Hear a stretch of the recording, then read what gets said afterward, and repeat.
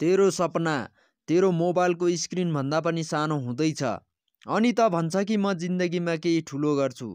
त अहिले नै आफ्नो जिन्दगीको महत्त्व बुझिहाल, नत्र पछि धेरै कुराहरू तैँले भोग्नु पर्नेछ। त सधैँ सोध्छ कि म पढाइ गर्छु, तर साँचो त यो हो छ कि 90% विद्यार्थीहरू आफ्नो सपनालाई मारिदिन्छन्। कसरी? आफ्नो मोबाइलदेखि, आफ्नो अल्छीपनदेखि, आफ्नो एक्सक्युजदेखि, अनि भन्छ कि पढ्नको लागि समय नै मिल्दैन। सुन साथी, समय तेरो दुश्मन होइन, त आफै हो। जबसम्म त आफ्नो दुश्मनलाई चिन्दैन तबसम्म तैँले कहिले पनि जित्दैन। समस्या सिम्पल छ, 0 फोकस, डिस्ट्रेक्सन 100%।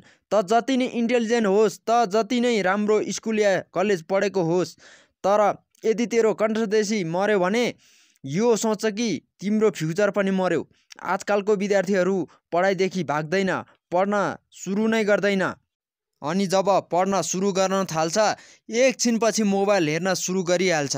म तँलाई इक्जाम्पल दिन्छु, त सोच आजभन्दा 4 वर्षपछि परीक्षामा पास भएन भने केही जबहरू पनि तँलाई मिल्दैन।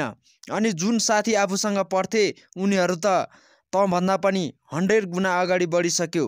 त चाहिँ मेहनत पनि गर्दैन अनि भन्छौ कि मबाट हुँदैन।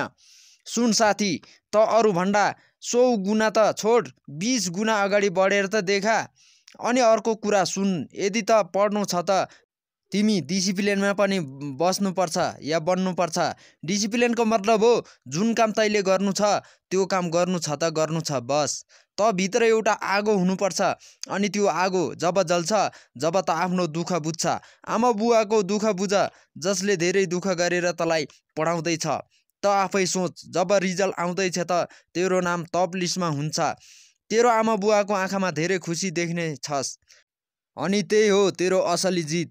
एउटा केटा थियो, उसको मार्क्स सधैँ मिडियम, तर एक दिन उसले निर्णय गर्यो कि बस अब म टप गरेर देखाउँछु त टप गरेर देखाउँछु। उसले मोबाइल, टिभी, साथीहरूको सङ्गत सबै छोडिदियो। 6 महिनासम्म मात्र 6-7 घन्टा पढाइ। केही दिनपछि उसले क्लासमा टप गर्यो। के ऊ इन्टेलिजेन्ट थियो? थिएन नि, बस डिसिप्लिन थियो। अनि यस्तो कुरा तैँले पनि गर्न सक्छ।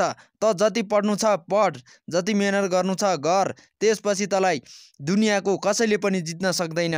जय नेपाल।